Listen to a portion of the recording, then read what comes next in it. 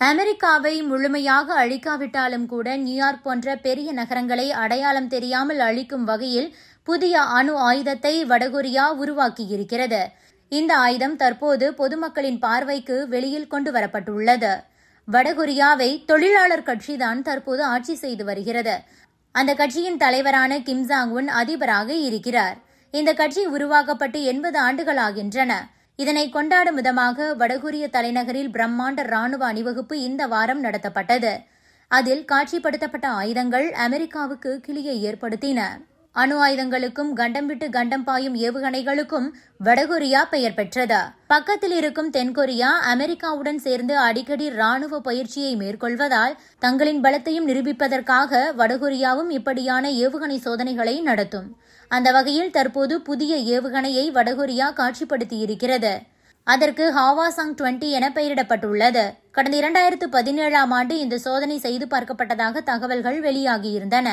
ஆனால் இந்த ஆயுதம் எப்படி இருக்கும் என்பது பற்றி யாருக்கும் தெரியாது. இந்த நிலையில்தான் முதலாக அந்த ஆயுதத்தை அந்த நாட்டு அரசு பொதுவெளியில் காட்சிப்படுத்தியிருக்கிறது.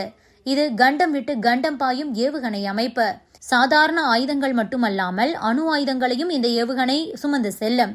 அதிகபட்சமாக 15,000 கிலோமீட்டர் வரை சென்று ஏவுகணை தாக்கக்கூடிய திறன் கொண்டது. வடகொரிய தலைநகர் பியாங்யோங்கிலிருந்து இந்த ஏவுகணையை ஏவினால் அது வட அமெரிக்காவில் உள்ள New York, Washington, Miami, Chicago, Los Angeles, San Francisco உள்ளிட்ட நகரங்களை முழுமையாக தாக்கி அழித்துவிடும்.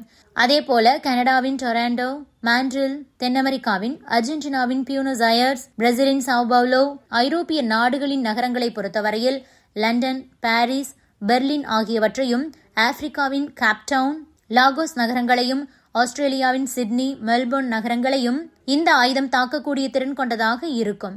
இந்த ஆயுதம் நியூயார்க் நகரை தாக்கும் போது புல் பூண்டு கூட அங்கு முளைக்காதாம். எல்லா கட்டிடங்களும் வெப்பத்தால் ஆவியாகிவிடும். மனிதர்கள் இருந்ததற்கான அடையாளமே இருக்காது. எல்லா கட்டிடங்களும் இடிந்து விழுந்து தரைமட்டமாகும். ஒருவரும் உயிர் தப்பிக்க முடியாத கடுமையான தீ விபத்து ஏற்படும். இந்த சுற்றளவில் இருப்பவர்கள் அனைவரும் மரணித்து விடுவார்கள்.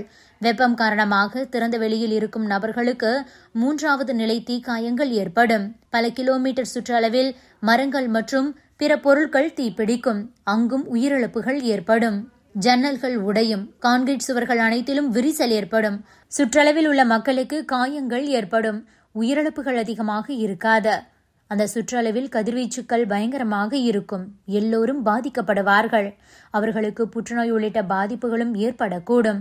அப்படிப்பட்ட ஒரு புதிய அணு ஆயுத ஏவுகணையை தான் உருவாக்கி வருகிறது வடகொரியா. Subscribe to One India and never miss an update.